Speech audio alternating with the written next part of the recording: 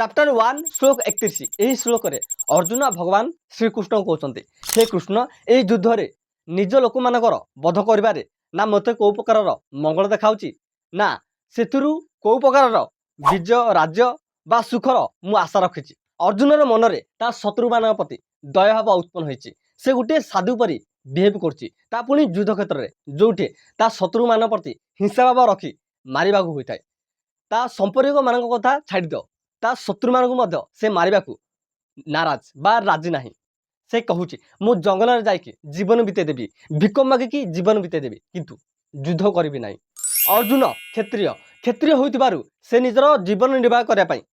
राज्य दरकार कहीं क्षत्रिय आउ कौ कम करना क्षत्रियर से समय धर्म थिला कि अन्य मानक प्रोटेक्ट करवा गोटे राज्यर उत्तराधिकारी बा राजा होइकी अन्य मानक प्रोटेक्ट करवा शत्रु मानक ठारू किंतु अर्जुन पाखरे कौ राज्य ना आउ राज्य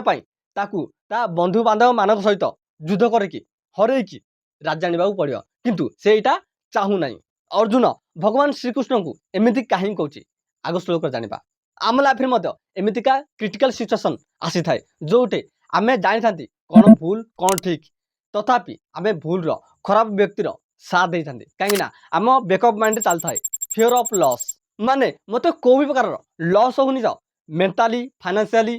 बा अदर मेंटाली माने से तुम चली गले तुमको दुख लगुनि तो फाइनेंशियल माने पैसा रिलेटेड अदर माने जोटा तुम द्वारा हो पारनी ता द्वारा हो पार्ची। See you next video be happy be life.